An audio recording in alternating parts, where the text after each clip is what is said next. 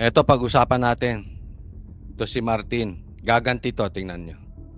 Inanatan ni House Speaker Martin Romualdez ang umano'y minadaling pagbaon sa impeachment trial ni VP Sara. Pagdidiin niya, hindi raw tungkol sa pamumulitika o pamumulitika ang impeachment, kundi sa pananagutan at katotohanan. Para sa detalye live mula sa Kamara, nasa frontline ng balitang yan si Marian Enriquez. Marian? Sarina, iginit nga ni House Speaker Martin Romualdez na hindi yung paghahain nila ng impeachment complaint sa Kamara ang minadali, kundi yung pagbaon nito sa Senado.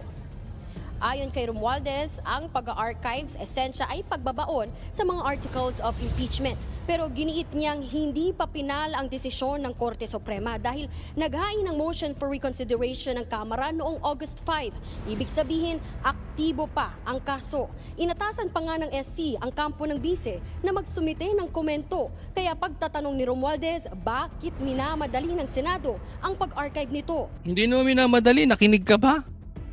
In-archive nga eh. Di sabi, pag nagbago ng desisyon ang Supreme Court, which is impossible, but just in case magbago ang Supreme Court ng remember this, again, dito na bara si na nagsisinungaling. Etong nagtanim jurisprudence to si Risa. Unanimous decision eh. Lahat po. Ibig sabihin yung lahat magbabago ng pag-iisip. Malabo po yan. But anyway, for discussion purposes, pag nagbago daw, ano bang usapan? Di bubuhayin ulit. Kasi kung ano naman na sinabi ng korte, yun ang gagawin eh. Giit niya, malinaw ang konstitusyon. Tanging ang Kamara lang ang may eksklusibong kapangyarihan na magsimula ng impeachment. Ginamit Hindi naman kina-question yun. Kamara lang ang may exclusive power to initiate the impeachment. Hindi naman sinabi yun. Sa katunayan, nagsabi pa sa last page o one of the last pages ng sagot ng Supreme Court, ang sabi, nagturo pa kung paano nyo gagawin yung impeachment ng tama kasi bobo kayo.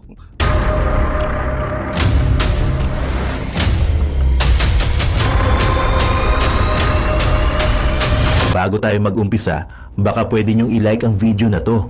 Malaking bagay ang like sa aming mga content creators. Maraming salamat po.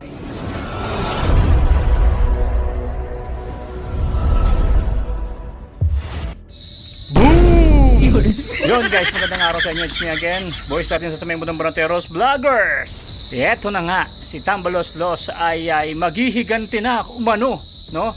Maghihiganti na. Tatanggalin niya na ang Supreme Court. Wow, ang lupit mo talaga, Tambalos Los. Idol na talaga kita sa pagka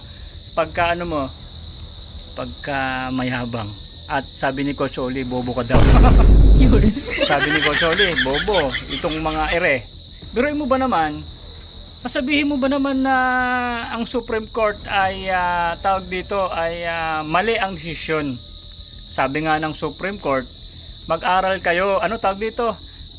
Pwede naman sundin nyo yung alituntunin, pwede kayong ulit magsampa ng impeachment, pero yung tama, wala naman kasi kayong alam sa batas eh. Hindi nga namin alam paano kayo napunta dyan, di ba? So dapat alam nyo na, no, na mali ang mga pinaggagawa nyo dyan. Susunod, magtambay na lang kayo sa inyo. Pag matapos ang inyong mga termino, wag na kayong uulit kasi wala kayong alam sa batas. Magpapa-impeach kayo, mali-mali naman ang mga pinaggagawa nyo. Kaya pinagtatawanan kayo ng taong bayan. Tapos ito pa si Risa Virus. Naku po, may panibagong tanim budol. Ako? Isa, yari ka ngayon. Guys, panoorin yung full video. Manood tayo kay Boss Coach Oli. Ito raw si Risa Hontiveros. Nako, isusunod ni Robin Padilla at ni Marcoleta, yung pinakamagaling nating senador na si Senator Marcoleta, yung napakaraming ribbon. Nako, yari ka ngayon, Risa Hontiveros. Napakagaling mo talagang magbasa ng script, no? Alam niyo mga babae, itong si Risa, kitang-kita niyo naman pag siya nagsasalita, talagang nandun siya, meron siyang binabasa. Hindi ata natutulog yun, kinakabisado niya yung mga script na pinapasulat niya sa kanya mga attorney kasi wala mang siyang alam eh. Hindi ba? Walang alam sa batas. Biruin mo, itong mga ere ay galit na galit sa Supreme Court. Bakit daw pinapanigan si VP Sara? Maling-mali nga ho kayo, no? Sumunod kasi kayo sa batas, walang problema na impeach nyo ang aming pangalawang pangulo. Pero dumaan kayo sa tamang proseso. Kaya sinasabihan kayo ng mga walang alam eh. Hindi naman kayo attorney. Sinabi na nga ng Supreme Court, isa sa pinakamataas, no? Pinakamataas pa sa pangulo natin ang Supreme Court. Hindi kayo naniniwala at ay talagang tawag dito, yung kinokontra nyo sila. Hindi ba? Paano na tayong magkakaroon ng magandang patakaran sa Pilipinas kung pati Supreme Court ay inyong tawag dito, hindi nyo sinusunod? Hindi ba? Asar na ang mga taong bayan sa inyo. Alam nyo ba yun? Or hindi nyo alam dahil mga ano kayo, mga bulag kayo. Wala kayong pakialam sa mga sinasabi ng mga tao na bobo kayo, wala na kayong ano, hindi na kayo gumalang sa Supreme Court. Naku, yari kayo ngayon. At ito si Senator Robin Padilla, no? Itong si Risa Hontiveros, susunod naman ding pag-uusapan diyan sa Senado itong tanim budol ni Hontiveros. Tako, yung mga tanim-tanim niya na yan. Tingnan nyo, mga kababayan, sa video na to, panoorin nyo to. Kaya minamadali nila, sinasaway nila ang Supreme Court dahil nga para ma-impeach si BP Sara, para yun ang pag-usapan at hindi mapag-usapan yung mga problema na dapat ay kaharapin nila at dapat pag-usapan din sa Senado. Yun, alam na namin yan, Hontiveros virus. Oo. At ito naman si Tamba, no? Nag-aapila mga kababayan at ay yung plano niyang maghihiganti yata yan. Ano, paghihigantihan mo ang Supreme Court, bahala ka dyan. Supreme Court, alam nyo na gagawin kay Tamba. Nako, itong si Risa Hontiveros, di ba, nauna na si Trillanes. Sumunod si Chua, yung si Chihuahua. Pangatlo na yan, ito na si Risa Hontiveros naman. Ikaw naman ang susunod na mamawarant. Alam nyo kung bakit siya pwedeng mawarant dyan pagka nakasuhan talaga itong si Risa Hontiveros? Kasi sa pagsisinungaling niya, paggawa ng tanim budol, tanim ebidensya, naku, napakalaking kaso niyan, Risa Hontiveros. Oo, magsama kayo ni Trillanes sa kulungan. Ay, hindi kayo pwedeng magsama doon kasi babae ka. Naku, pag ikaw nakakulong, Risa Hontiveros, ipapagulpi kita sa mga mayor doon. O, mga mayor dyan sa abangan nyo si Risa Hontiveros pag ito ay nakakulong din. Takalan nyo yan. Grabe ang mga pinaggagawa sa Pilipinas niyan. Alam nyo na mga babae ng technique ng mga ere, no? Iibahin nila yung way ng usapan. Kasi kung may impeach itong si BP Sara, maumpisa ng impeachment, mawawala yung usapan sa tanim ni Risa. Tapos itong si Tambaloslos, hindi siya maimbestigahan ng blue ribbon nating magaling na si Senador Marcoleta, hindi siya hindi mapag-uusapan yung mga about sa mga pondo-pondo. Syempre matagal-tagal pa 'yon. Kung ma-impeach nga si BP Sara, mauumpisahan 'yan, mawawala yung usapan about sa kanilang mga pinagwawaldas o pinagkukurakot at mga nawawala mga pondo. Kaso wala na, karma na kayo. Ito na yung simula ng inyong pagkakarma. At itong usapan, abangan nyo mga babae na. Ito si Robin Padilla, magaling din to. Saka si Senator Marcoleta, yung maraming ribbon. Blue ribbon nga, lahat na lang ng color ng ribbon na kay Senator Marcoleta na. Ito na, sinisimulan na. Sabi ko sa inyo, napakasipag ng senador natin si Senator Marcoleta. Hindi sayang lahat ng mga boto nyo.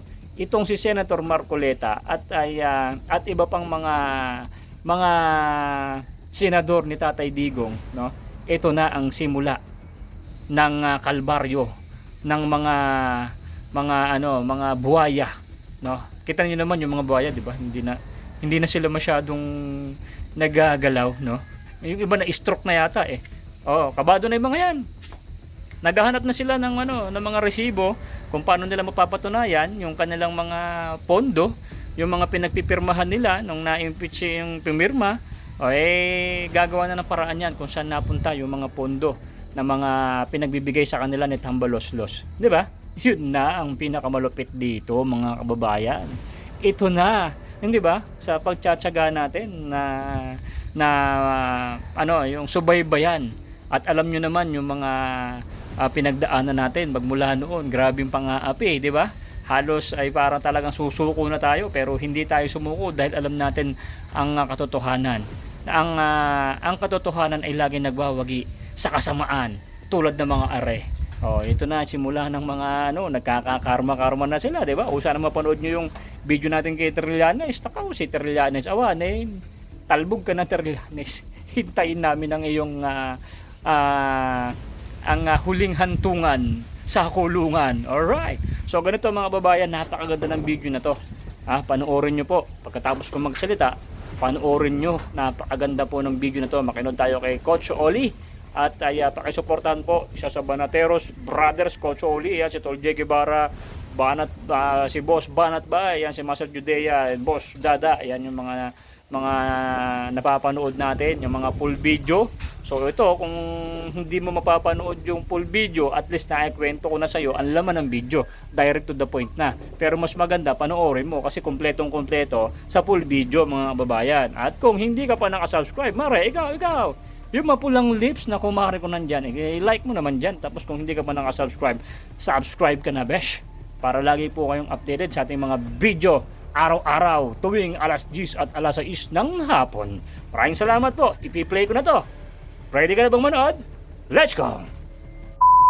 Etong pag-iimbestiga sa tanim witness di umano ni Risa, at ito po ay pangungunahan ni Robin Padilla. Kaya salute sa iyo, Robin Padilla. Bukod doon sa si Tamba, ang agresibo rito si Tamba, si Risa at si Tito Soto. Explain ko sa inyo kung bakit nila gustong matuloy yung impeachment.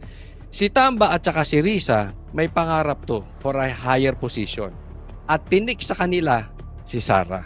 Definitely everybody knows, even the communist, mga NPA, mga kaliwa, pinklawan, pula, alam, pati mga bashers ko rito, pati mga vlogger, they know that the woman to beat is Sara. At alam nila malakas ito.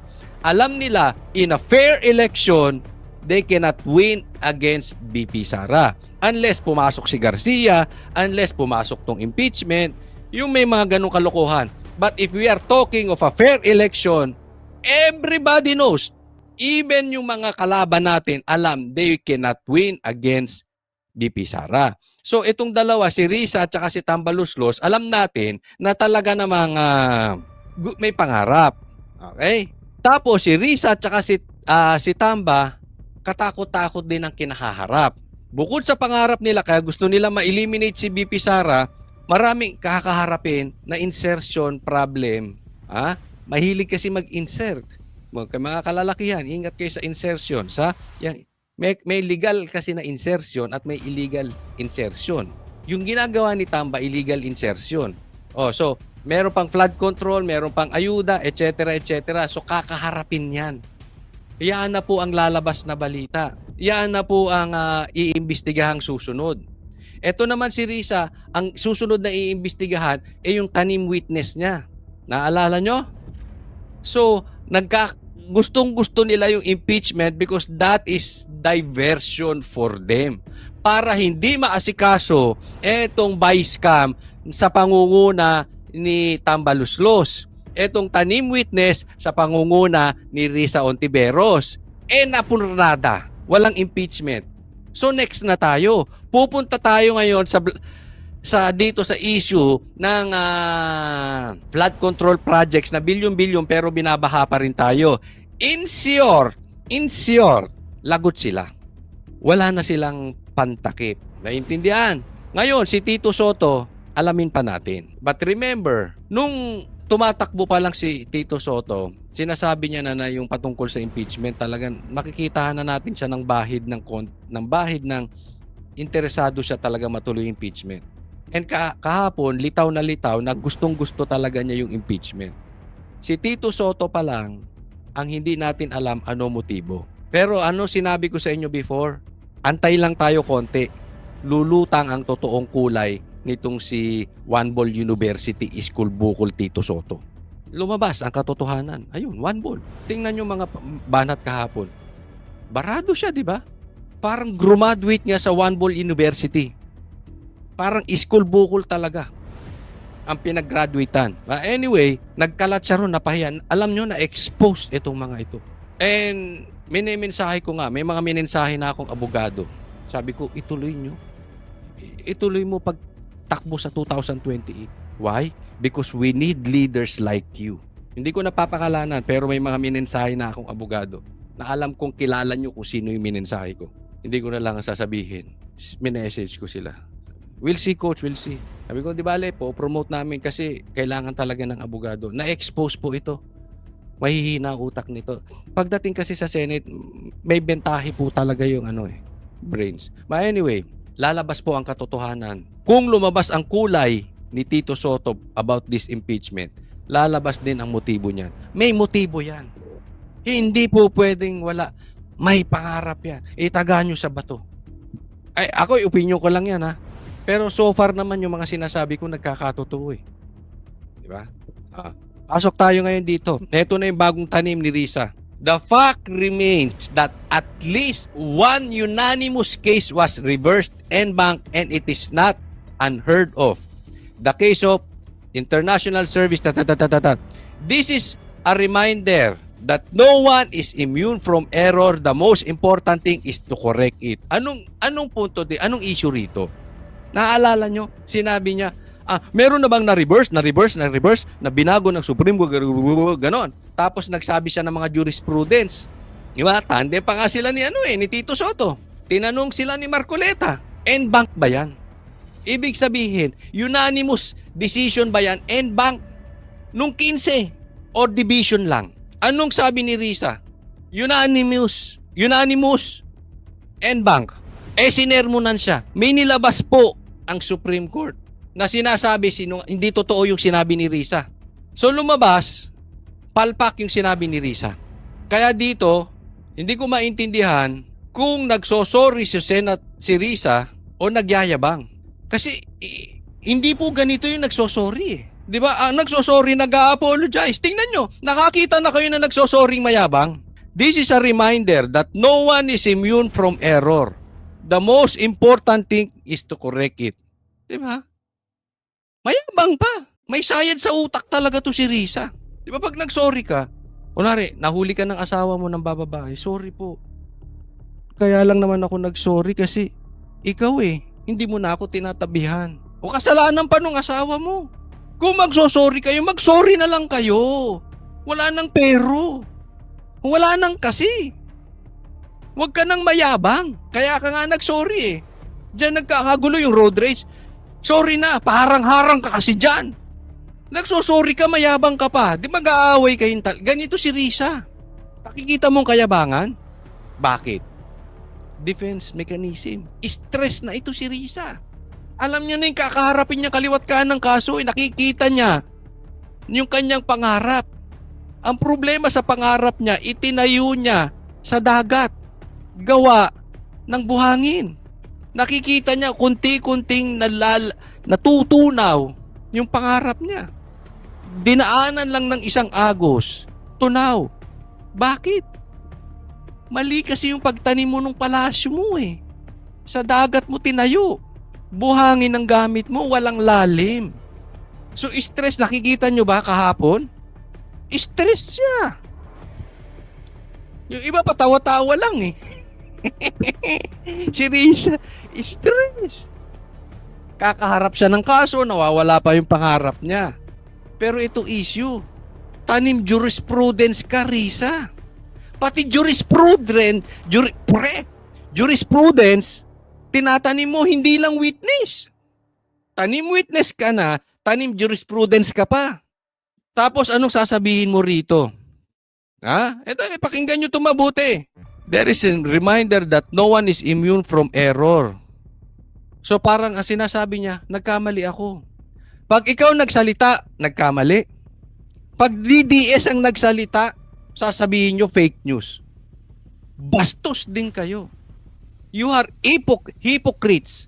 Sige nga, Claire, tawagin mo, Fake news? Fake news peddlers? Peddler? Yung kayong mga pinklawan ko, hindi kayo makapa-hipokrito, pasimba-simba pa kayo. Pinabless nyo pa yung impeachment. Kaya ako naiipokritohan dito eh. Pinabless nyo yung articles of impeachment. Anong ibig sabihin? Pag pinabless mo, pinagdasal mo, Lord, iwan ko na ito sa paanan mo. Sana po magtagumpay kami dito. But if not, this is important. Pag kayo magdadasal, this is very important. But if not, it is not my will. Your will be done. I will submit. Otherwise, wag ka na magdasal. Kung ang gusto mong sagot, yung sarili mo. Kasi pag nagdasal ka, may sagot na yes, no, and wait. Tatandaan po natin sa prayers lahat yan.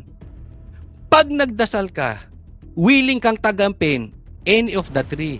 Bakit? Because you humble your heart, you submit to the throne, you submit yung prayer mo to the King of Kings that you know better than me, so be it. This is my prayer, but if not, your will be done. Ganyan yung sinabi ng Panginoon, di ba?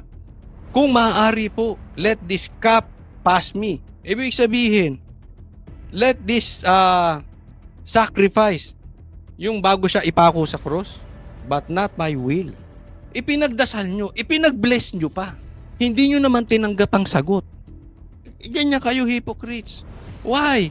Double standard kayo eh. Pag nagkamali, DDS, fake news. Pag kayo mistake, tingnan nyo kalokohan ninyo. But eto sa akin ha. At marami pong nagsasabi. Gayahin ko na rin yung mga sinasabi nyo. Alam nyo sabi ng taong bayan? Nababasa ko naman sa mga komentary. Nababasa, may mga mensahe namang nagsasabi sa atin.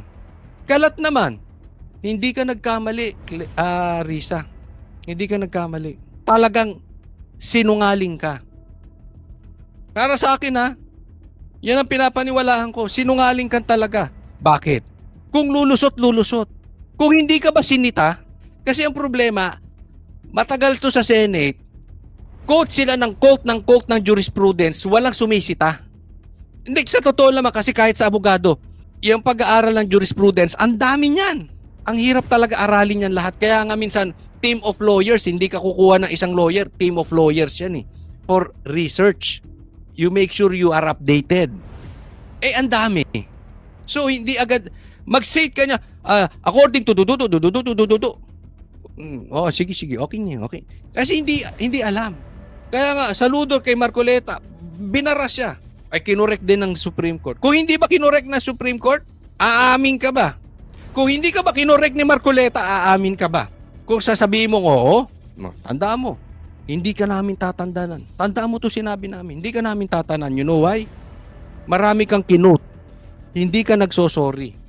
I-research namin lahat. Isa-isahin namin yan. Pagpalpak yung kinote mo jurisprudence, ibabalik namin dyan sa'yo. Sabi ko sa'yo eh.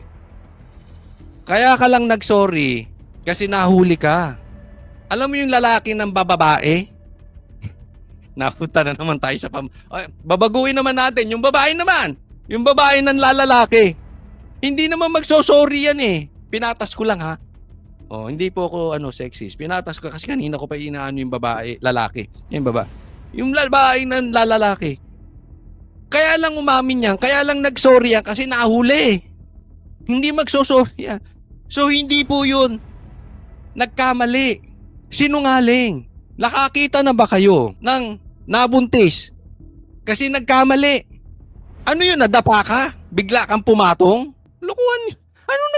Walang kalukuhan ganon. Nadapa ka tas kaya ka napapatong. Tapos bumomba ka pa ilang beses. Tapos sasabihin mo nagkamali. Ganito yung ginagawa mo, Risa eh. Sorry po pero yan yung magandang halimbawa eh. Hindi po ako ayoko po ng kabastusan. Pero yan yung ginawa niya eh. Exactly that. Hindi ka nagkamali. Sinungaling ka, Risa. Niloloko mo taong bayan eh. Wala ka pang ibang aaminin. Baka lang. Wala tayong hindi po tayo nananakot.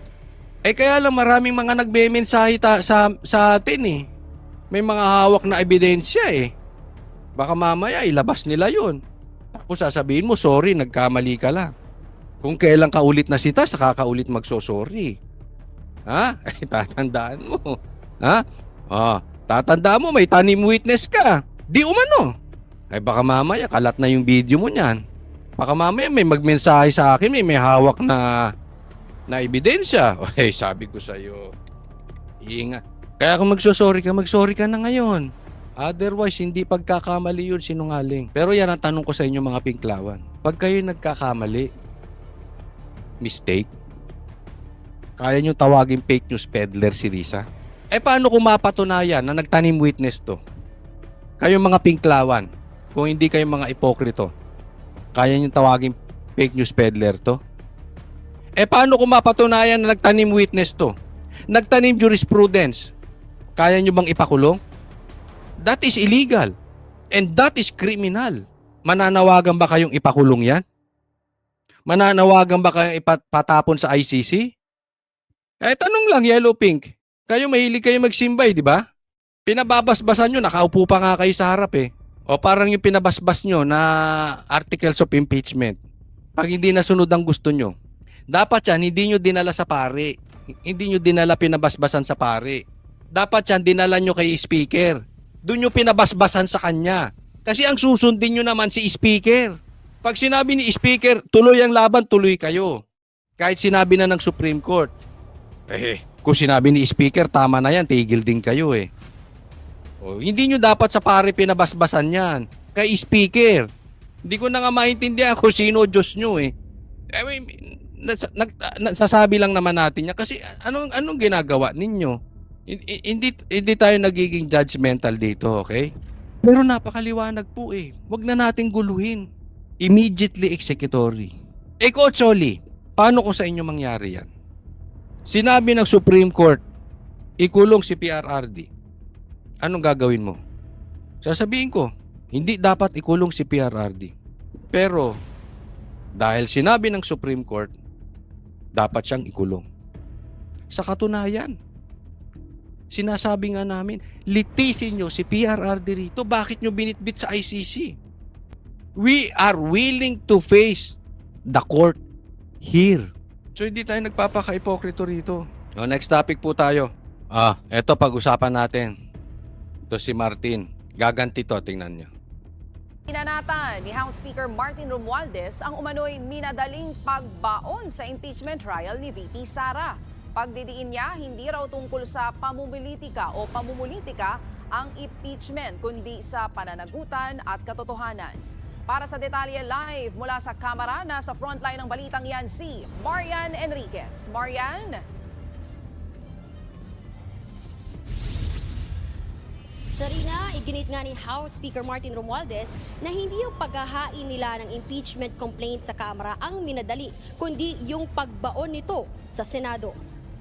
Ayon kay Romualdez, ang pag-archives esensya ay pagbabaon sa mga articles of impeachment. Pero giniit niyang hindi pa pinal ang desisyon ng Korte Suprema dahil naghain ng motion for reconsideration ng Kamara noong August 5. Ibig sabihin, aktibo pa ang kaso. Inatasan pa nga ng SC ang kampo ng bise na magsumite ng komento. Kaya pagtatanong ni Romualdez, bakit minamadali ng Senado ang pag-archive nito? Hindi naman minamadali, nakinig ka ba? In-archive nga eh. Di sabi, pag nagbago ng desisyon ang Supreme Court, which is impossible. But just in case magbago ang Supreme Court ng remember this. Again, dito na bara si na nagsisinungaling. Etong nagtanim jurisprudence to si Risa. Unanimous decision eh. Lahat po. Ibig sabihin yung lahat magbabago ng pag-iisip. Malabo po yan. But anyway, for discussion purposes, pag nagbago daw, ano bang usapan? Di bubuhayin ulit. Kasi kung ano naman na sinabi ng korte, yun ang gagawin eh.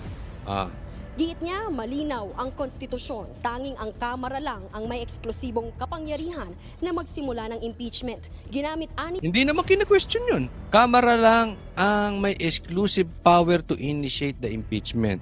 Hindi naman sinabi yun. Sa katunayan, nagsabi pa sa last page o one of the last pages ng sagot ng Supreme Court, ang sabi, nagturo pa kung paano nyo gagawin yung impeachment ng tama kasi bobo kayo. Mali-mali yung ginawa ninyo eh. Hindi po natin pwedeng labagin ng due process. Lagi natin tatandaan, hindi porke tama ang motibo ninyo. Magpalagay natin may kasalanan si Sara, isasantabi natin ang due process. Hindi po nyo nasunod ng maayos, kaya tinuturuan kayo. Kulang na lang sabihin mga bobo kayo. Eto gawin nyo, inisa-isa. Wala namang, hindi naman inaagaw sa'yo eh. Ito si Tambaluslos palibhasa. Mahilig mag-agaw ng lakas. Hindi ng lakas eh. Naging si Diwata. Mahilig mag-agaw ng kapangyarihan, ng ari-arian, lahat ng may-an. Di umano. May di umano. An. Pikon pa man din to. Lahat. Akala mo inaagaw sa'yo yung kapangyarihan na mag-initiate ng impeachment. Sa'yo na yan. Gusto mo, saksak mo sa baga mo eh. 3 taon lang yan. Tandaan mo yan. Pag upo ni BP Sara, wala ka na dyan sa kinauupuan mo. Saksak mo yan. Sa'yo yan. In 3 years. Hindi inaagaw sa'yo. nila ang kapangyarihang ito nang naaayon sa saligang batas. May transparency at may mabuting layunin, hindi dahil sa galit kundi dahil sa tungkulin. Sa halipang araw ay sinalubong sila ng personal na pag-atake, malawakang paratang at mga naratibong naglalayong ipinta ang isang seryosong tungkuling konstitusyonal. Pero teka muna ako tawan ha. Sabi niya siya lang na may karapatang mag-initiate, ang House lang. At sinasabi niya ito hindi usaping political. Bakit si Bongbong? May confidential funds din yun. Ba't hindi mo, bakit di nyo pa imbestigahan kung hindi kayo ipokrito? Tatanong lang ha. Takot ka kay Bongbong? Kasi, alam mo, ako, payo ko lang sa'yo, tamba ha. Hindi, wag na tamba. Binago na ni Aimee yung tawag sa kanya eh. Buhaya. Hindi po buhaya, hindi buhaya. Ano ba yung tawag sa Bonjing? Bonjing. Di mo ba napapansin? Parang inahatake ka rin ng Malacanang. Parang lang ha. Ako sa tingin ko, akin lang. Binabanatan ka na ng Malacanang. Hindi ka gagalaw. May sabi pa nga eh. Makampi ko sa iyo ha. May nagsasabi pa nga. Patatanggal ka dyan. Ipapahiya ka. Bilang House Speaker. Hindi ko alam kung totoo yun ha. Unahan mo na. Unahan mo. Suggestion lang naman. Pa-impeach mo. Alam kong marami kang alam patungkol kay Bongbong. At ito pa. Alam mo pag pina-impeach mo si Bongbong, sa tingin ko lang naman to ha. Sa tingin ko susuportahan ka ng mga senador. Ha? Sa tingin lang naman yon. Kaya, sige. Kasi mauunahan ka. Pansin mo ba? Kung ano-ano na sinisilip ng mga kaalyado ng presidente sa'yo? Nilalaglag ka na. Hindi ka gagalaw. Nasa iyo kapangyarihan. Nasa iyo ang chaching-chaching. Ang daming nakasuporta sa'yo, 200 dyan. Pa-impeach mo. Baka pati si Pulong pumirma sa'yo. Yung mga senador. Ako nagpapayo lang. Kasi, ito kumakalat. Mamaya yung kumakalat. Mamaya, ha? Bilang karaniwang laro ng kapangyarihan. Ayon pa kay Romualdez, tatandaan sa kasaysayan ang sandaling ito at kapag naalala ng mga Pilipino, ang tanging masasabi niya, nanindigan ang Kamara na ginampanan nito ang tungkuling iniatang ng... Hindi yan ang matatandaan ng Pilipino. Alam mo matatandaan ng Pilipino? Mr. Ayuda ka. Oo! Swapang ka sa kapangyarihan. Swapang ka sa kapangyarihan. Kaya yan ang tingin ng mga Pilipino sa'yo. Hindi mo kaya sa patas na laban yung babae. Kaya ina-underground mo. Babae pa. Babae. Yan ang tingin sa'yo sa kasaysayan. Maniwala ka. Alisin mo yung pera. Wala. Eto, sasabihin ko sa inyo, alam to ng mga vloggers ng mga DDS. Sa Duterte, walang bigayan dyan. Wala. Puro paninindigan. Ano ibig sabihin? Mahal sila talaga ng taong bayan. And I'm very confident to say this because all the DDS vloggers can attest to what I'm saying. Alam mo yung mga pulahan? Sabihin ko sa iyo para alam mo lang. Yung mga pulahan lumipat dyan, pag narinig nila yung sinasabi ko, sasabihin nila totoo. Kasi yung iba kaya lumipat dahil walang bigayan kay Duterte. Totoo yan. Hindi po ako nagsisinungaling. Mahal sila. Ikaw, walang nagmamahal sa iyo. Kung walang pera, may pera.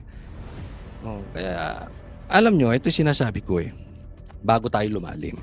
Ikaw, Tamba, may kumakalat at marami tayong nakikitang report na yung mga kaalyado mo dyan, biyak na yan. Hindi na solid sa'yo yan. Nag-aantay na lang ng basbas ni Marcos.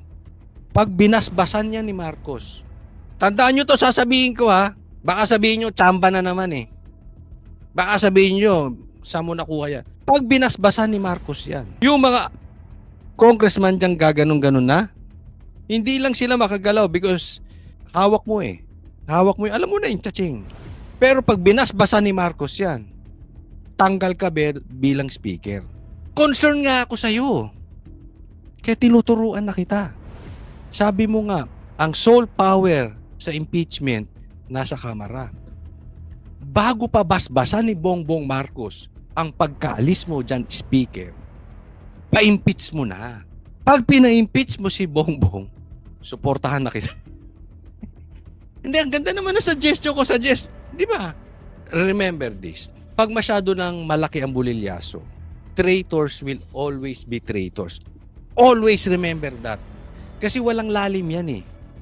It's their nature. Ang traidor, hindi yung nagising ka lang paggising mo, kaya mo na maging traidor. Hindi, wala pong ganun. Nakakita ka na ba ng addict paggising? Ay, gusto ko maging addict ngayon. Okay. Paggising, ay, gusto ko mang-rape ngayon. Walang ganun. Nature nila yan. The traitor will always be traitors. Unahan lang yan. Baka maunahan ka, sabihin mo, tsamba. Tandaan nyo sinabi ko ha, trinaidor nga si Sara eh. Sabagay, parehas kayo magpinsan. Pero pag naunahan ka ng basbas at di ka na speaker at hindi mo na hawak yung kaching ka dyan, while in power, impeach. Kaya nasabi ko sa'yo, baka suportahan ka pa ng senador kung papa-impeach si Bongbong Marcos. Ano, sangayon ba kayo sa suggestion ko? Maganda ba yung suggestion ni Coach Oli kay Tamba? Oh, kinakampihan pa nga kita eh. Na kumilos ito hindi para sa sarili, kundi para sa sambayan ng Pilipino. Samantala, bumanat din na ang dapat sanay House Prosecutor na si mamamayang Liberal Party List Representative Leila Denise. Malapit ka na, magkakakaso ka rin sa Supreme Court. Nagkamali ito, nagsorry. Yari ka. Sa naging desisyon ng Senado. Sabi ni De Lima, pinili na naman protektahan ng Senado ang kanilang kapangyarihan kesa itaguyod ang pananagutan. Masyado raw nagmamadali ang Senado na itapon. Ganito ang mga mambabatas natin. Ano? Dapat, lawmakers should follow the Supreme Court. No ifs and buts. Diba? Mambabatas kayo. Mambubutas kayo. Kayo pa yung nagsasabi na dapat hindi sinunod ng Senado yung Supreme Court. Ang bihira itong mga ito. Impeachment, gayong sariwa raw itong inihain sa kanila at nabulok na dahil sa kapabayaan ng mga senador. Giit pa ng mambabatas, kung nirerespeto raw talaga ng Senado ang proseso, hihintay nila ang pinal na desisyon ng Korte Suprema. Ito hindi ko maintindihan. Ano naging lawyer itong mga ito? Sinabi ng immediately executory. Hindi naman nagsabi nun si Marcos, si PRRD, si Sara, si Chis Escudero, si Bato, si Bongo. Hindi naman eh. Supreme Court na nagsabi nun eh. Laila, being an officer of the court, dapat ikaw mismo nagsasabi, sundin agad ang Supreme Court. Anong nangyayari sa mga abogado natin?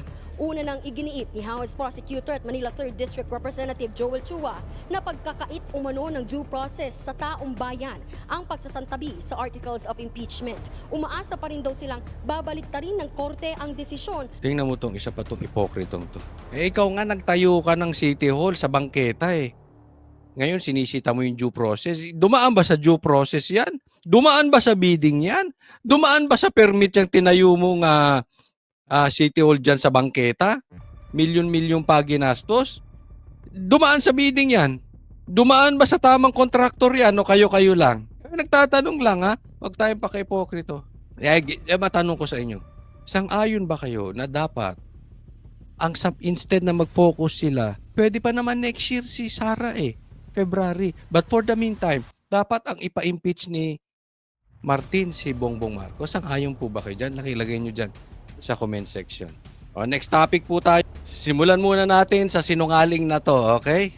Tingnan natin. Meron akong isisiwalat na pagsisinungaling. O, pasok. Tapang ang banat ng Malacanang laban sa Senado matapos nitong i-archive ang impeachment ni VP Sara. Ang detalye sa agenda report ni Ivy Reyes. Most zealous in protecting the principle of legal Sa equality. sesyon kahapon, mainit ang pahayag ni SP Cheese Escudero. Tanong niya, talaga bang accountability ang nais ng mga pabor sa impeachment? Teka muna.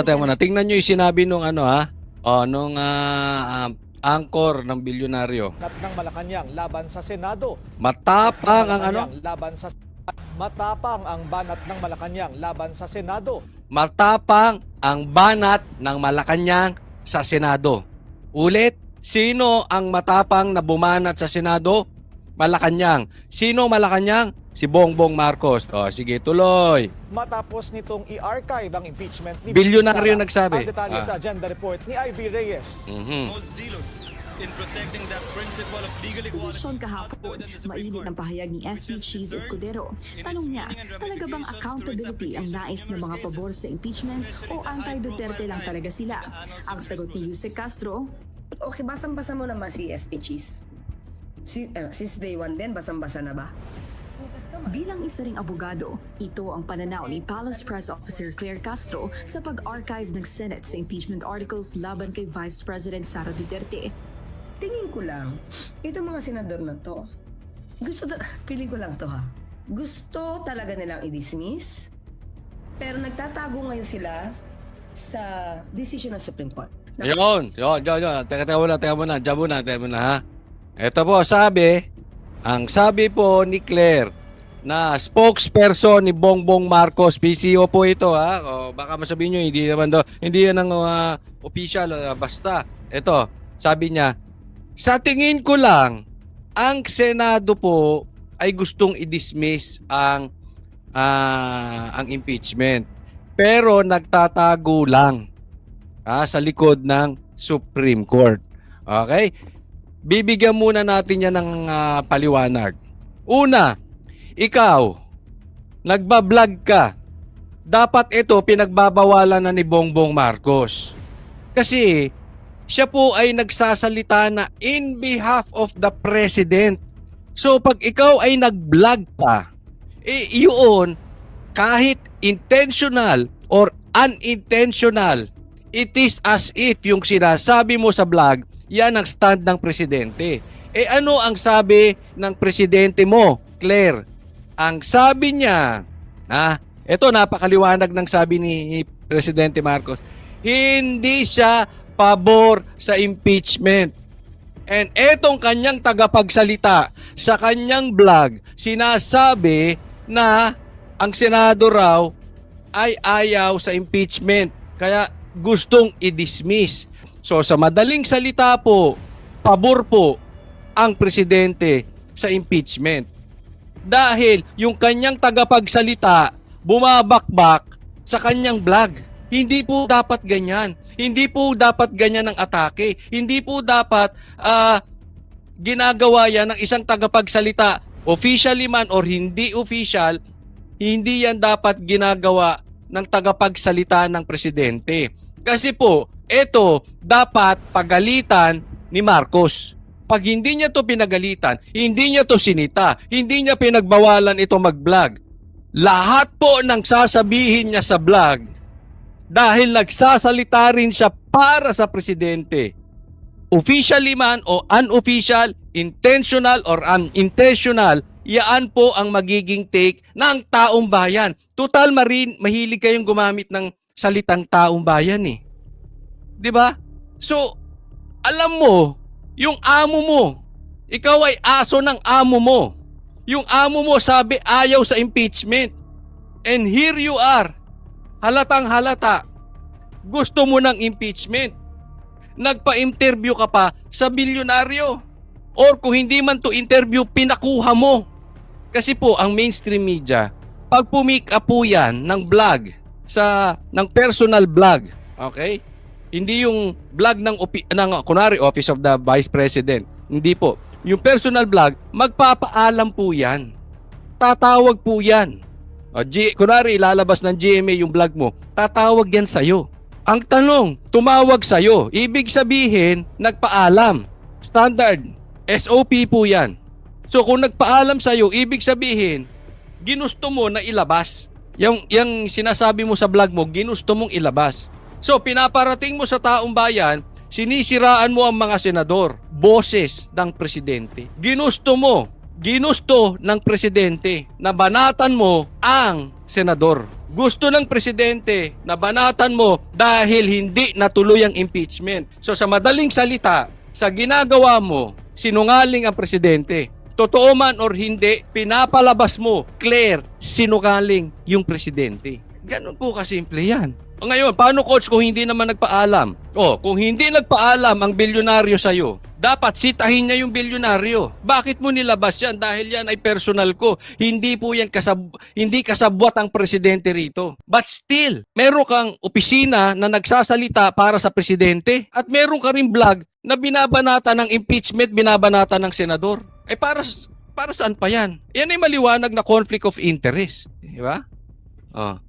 Ngayon, sasabihin mo na ang mga senador nagtatago sa Supreme Court. Kung ganyan ang tingin mo, dahil ayaw talaga nila ng impeachment at ang punto mo, ginagamit ng mga senador ang Supreme Court dahil natatakot sila. So nagtago sila sa mga Supreme Court. Ako naman, kung ganyan ang linyada mo, ang sasabihin ko, yung presidente mo nagtatago sa palda mo. Bakit? Ba't hindi siya magsalita? Kasi ulitin ko, kung hindi ka niya sisitahin, hindi siya magpa-public apology o hindi siya magpa-public info na hindi niya salita yung sinasabi mo sa vlog mo, salita niya yan. It is considered salita ng presidente. Pero hindi niya kayang gawin. Dahil tinanong siya nung reporter sa India, akala niya, chinempo pa nila yung kung kailan didesisyonan yung impeachment ng ni BP Sara sa kasaluypad ng India. Akala niyo hindi ko alam yung mga timing yung kalokohan dyan. Dahil ayaw nyo matanong kayo ng reporter.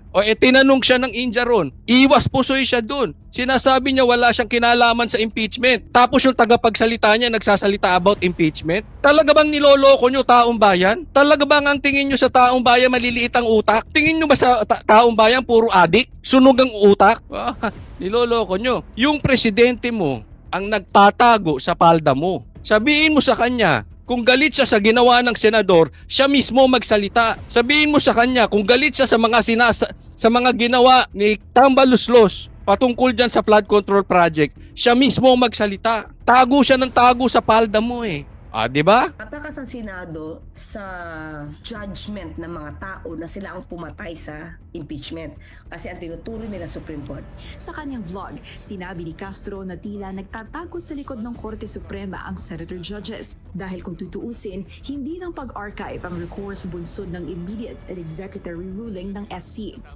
You can also show respect by not making any action, saying na let's wait for the final decision of the Supreme Court. And then kapag naging final na to at sinabi talaga no jurisdiction, then you cannot do anything but to abide by the law or to abide by the proceeding. Teka muna. Okay, sabi niya, hindi naman dapat in-archive ng Senado. Okay? Meron pa namang ibang pamamaraan kung paano natin susundin ang Supreme Court. So bakit in-archive nyo agad? Kasi yan ang diyan nagbotohan ng Senado. I-archive ba yan? Parang sa atin, gamitin ko na lang yung salitang itago muna natin sa baul yan. Yung iba munang asikasuhin natin, parang ganun yung pag-archive sa layman's term. Bakit nyo in-archive yan? Hindi pa naman final yan. Pwede pa naman nating irespeto sa ibang paraan yung Supreme Court sa ibang pagpapakita. Teka muna, ano bang hindi final dun? Ano bang sabi ng korte? Immediately executory. Ano pa bang mahirap intindihin dong? Paano ka naging abogado? Paano hindi naging final? Kasi ang punto niya siguro dito dahil nag-submit pa ng MR, etong si Martin Romualdez. Sakto pa no, MR Martin Romualdez. Nag-submit ng MR na baligtarin ng Supreme Court yung kanilang desisyon. Alam mo kung anong problema doon? Noong pinagpapaliwanag sila ng Supreme Court, kasi pati naman si BP Sara pinagpaliwanag patungkol dito. Yung Congress, pinagpaliwanag din. Hindi nagpaliwanag yung Congress. Tapos nagdesisyon ang Supreme Court. Nung nagdesisyon, magsasubmit kayo ng MR, talagang may kaloko. May topak ba talaga yan si Tamba? Kasi nakipagtigasan sila eh. Kumbaga sa mag-boyfriend, sige, kung hindi mo ako sasagutin ngayon, ayoko na sa'yo. Hindi na kita parang ganun, nagtapang, nag-bluff. So akala nila matatakot yung Supreme Court. O di nag-decide ng Supreme Court. Ngayon, nung sinabi nung babae, o di sige, diwag. O ikaw ngayon to. Teka muna, ikaw naman hindi ka maabiro eh. Ano ba, sige, kailan mo ba ako sasagutin? Di ba? Asar na asar ako sa ganyang lalaki. Bakit? Pagka lalaki, pag may sinabi ka, Limbawa, maraming ganyan sa magbo-boyfriend. Mapunta muna tayo sa magbo-boyfriend. Break lang po, break lang. Sa akin, pag sinabing break, ay nako, guaranteed yan. Kung nanonood ang girlfriend, mga ex-kuritos, alam nila yan. Pag sinabi kong break, kahit maglulupasay ka dyan. Otherwise, hindi ako magsasalita. Dapat ganun. Sinabi nyo, hindi kayo magpapaliwanag sa Supreme Court. Ngayon, MR kayo. E di kinain nyo, sukan ninyo.